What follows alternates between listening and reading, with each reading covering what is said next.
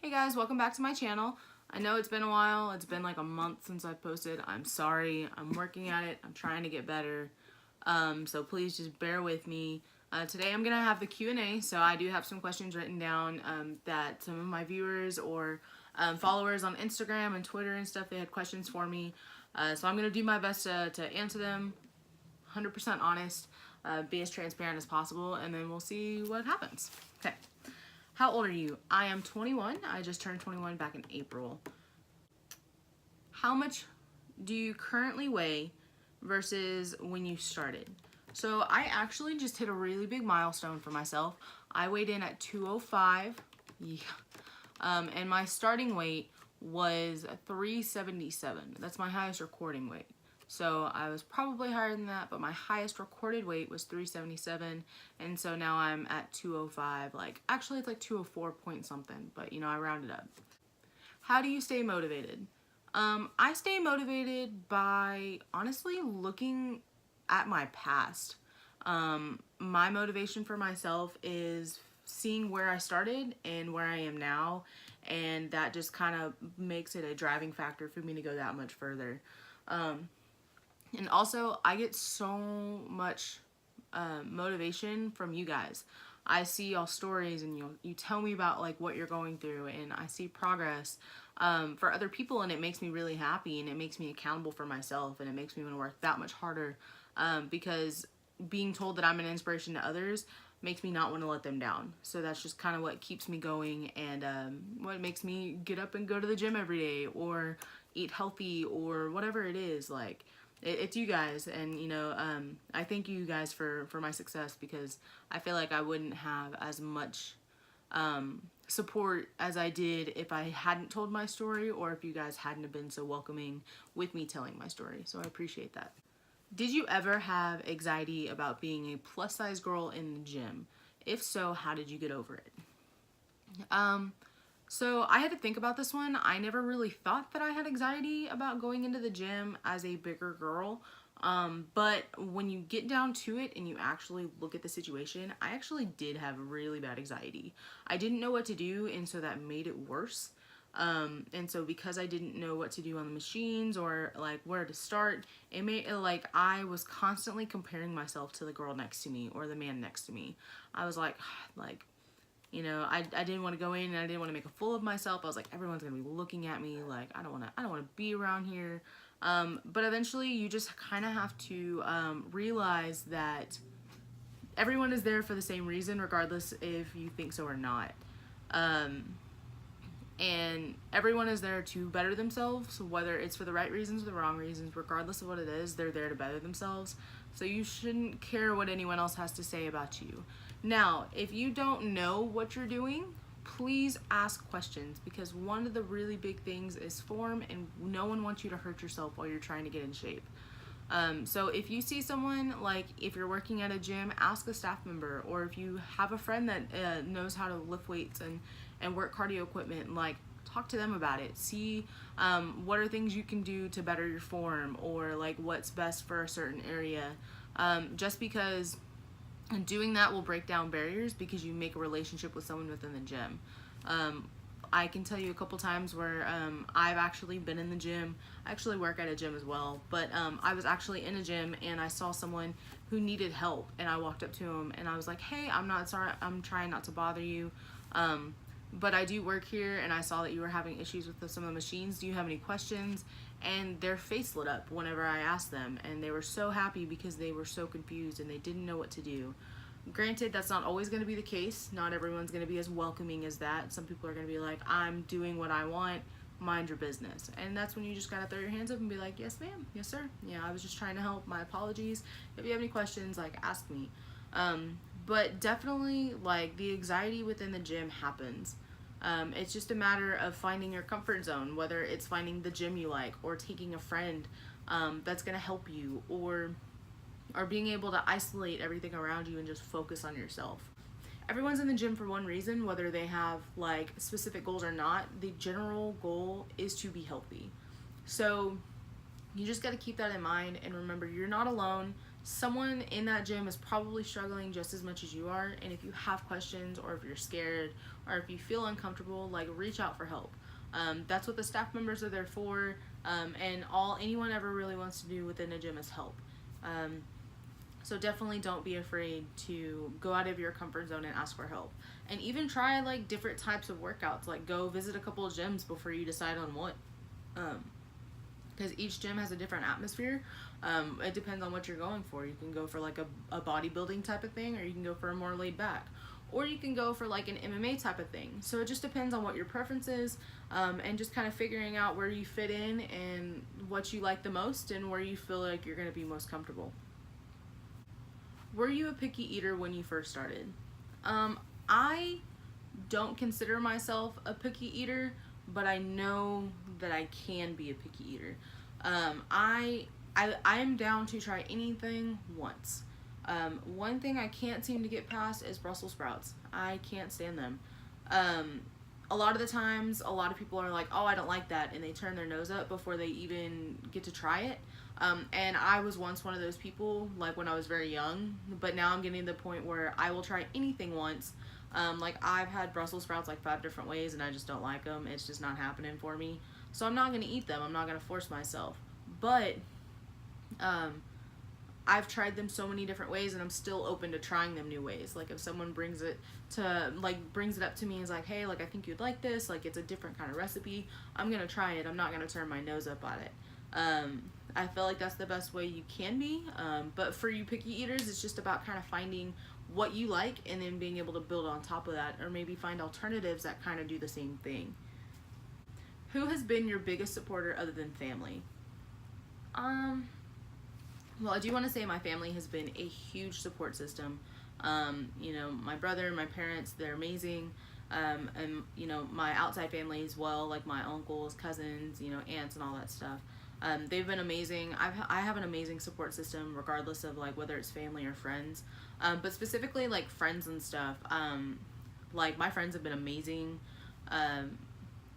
Whether it's going to the gym with me or, helping me eat healthier, whatever it is. Granted, like, I never went into this surgery thinking, okay, all of my friends have to change. That wasn't my motive. I didn't want them to change. This wasn't about them. It was about me. And so for a while I did disconnect myself from my friends. I didn't think that I needed to be around them just because I didn't think I could control myself. Because like I've said before, like, I do struggle with the food addiction. And, so I always felt like I couldn't socialize and I couldn't be around them just because I felt like I was too weak. And I started getting stronger and developing like a better relationship with food. And I still struggle with it. Like, I still have my little binges. But my friends have been very, very supportive of me. Like, whether it's in social media and they're promoting me, or if I'm having a bad day and they're there to talk me up, like, whatever the situation is, like, I have an amazing set of friends, and I can't thank them enough. And not all of them live around me, which is crazy. I have friends from college that I talk to, and I have a couple of friends that I met in middle school that I keep up with. And like, the fitness community in general has just been very welcoming, and I couldn't appreciate it more. And then another thing is my hometown community has been amazing. I'm sure that there's some people out there that are, not as proud and as supportive. And I respect that, whatever your reason may be. But overall, the community that I have backing me up with my weight loss is amazing. I'll walk into the local HEB and I'll see someone and they'll just run up to me and say, oh my gosh, like, thank you so much. Like, you're an inspiration. Like, I appreciate everything you're doing. Like, I had a lady tell me that I was helping her daughter out, just by me posting and talking about like stuff like that. And that means the world to me. And just to know that I have the backing of my community is amazing. And I couldn't ask for anything else. And honestly, it's undescribable. It's crazy to think that the people that I looked up to when I was little are the same people that are coming back to me and saying, hey, you're an inspiration to me. You're the reason why I started back on my weight loss. Because of you, I've lost this much weight. And it means so much to me. And that's another thing that helps me stay motivated, is just the fact that I have this amazing support system and I don't want to let anybody down. Most importantly, myself, but like I said, my community and my friends have been amazing, and I can't thank them enough. Do you meal plan or prep? I do not meal prep. I try to meal plan. The biggest difference between meal prep and meal plan is that prepping is where you get all your stuff on like Sunday and you cook it for the entire week. Meal planning is where you buy the stuff, but you don't cook it until like the day of or the day before. I cannot stand eating 4-day-old chicken, or let alone like a couple days old fish. Like, it's disgusting and I don't like it. So I'm not gonna sit there and force myself. Luckily, I do have a schedule to where I can cook if I need to, but it becomes a little tight sometimes. But I hate meal prepping. I do. I hate being set to a certain thing of what to eat, because I don't believe in diets. I believe in a lifestyle change. I believe in sustainability. So being able to have the balance between healthy and maybe not so healthy is very, very important. Yes, whenever you are being super strict on your diet, meal prepping is very essential, and I understand that.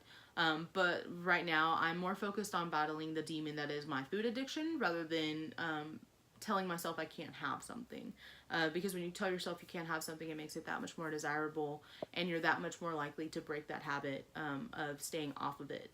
And plus, life is short. You gotta enjoy like the small things, and if you want some ice cream, like, go eat some. Just don't overdo it, and make sure you get back in track. That's all that matters. If you could go back before your surgery and change anything, would you? No, I don't. If I could go back, like way back, like to my childhood, I would have grabbed myself and been like, hey, snap out of this. Like, these are not healthy habits. But I'm grateful for what happened, because it has made me into the person I am. I feel like I wouldn't be as mentally strong without having those instances, so I'm very appreciative of them. As for the surgery, I wouldn't change anything. Maybe on my post-op, like a couple weeks out, I would have tried a little harder on exercising or stuff like that. But I'm overall so blessed, and so I can't even describe it. This entire experience, it's been less than a year, and I've seen so much, and I've changed so much as a person, not just physically, but emotionally and mentally as well. And I can't begin to like understand where it's gonna take me. And I'm so excited that I got this second opportunity at life, just because there's so many things that I'm being able to enjoy now, as a smaller individual, than I was when I was almost 400 pounds. And so it's crazy. It's the little things like being able to sit comfortably in a seatbelt, or like being able to sit comfortably in a stadium seat when you go to a game, or like being able to do little things like that. It really does mean the most. I had one of my friends ask me when we were driving to Houston, and he asked me, he was like, Alana, he was like, what is the biggest difference that you feel right now from losing that much weight? And I was driving, and I like looked over at him, and I was like, honestly, dude, I was like, my stomach isn't touching the steering wheel. I was like, that is a huge thing for me. I was like, I used to be so uncomfortable, and I would have to sit so far back so that way my stomach wouldn't touch the steering wheel, that my tippy toes would be pressing the gas. And that's not good. That's not safe. So I wouldn't change anything at all. I wouldn't go back and not do the surgery. I wouldn't like second guess myself. It was hands down probably the best decision I've ever made in my life, and it's given me a second chance to really appreciate life for what it is and be able to like take it by the horns and tackle it down. So I'm very, very appreciative of everything that I've gone through, and I just hope that I keep learning from it and I keep growing as a person, and that I can keep helping people, because that's the only reason that I'm doing all this stuff. Like making videos and posting on Instagram and stuff like that, is because my biggest goal in life is to help someone. And even if that's only helping one person, then I'm doing my job. So, yeah. Okay, guys, that's it for this video. I will try to be back next week. I'm going to try to film. I suck. I know. I'm sorry. But let me know what you would want to see next. I'm thinking about doing like something that's different, like a stuff that I went through versus like when I was heavier versus now. So or doing like a favorites video on like my favorite proteins and like any type of product like makeup and stuff like that. So please let me know down in the comments. Follow me on any of my social media. Like all the tag is Alana Page 15.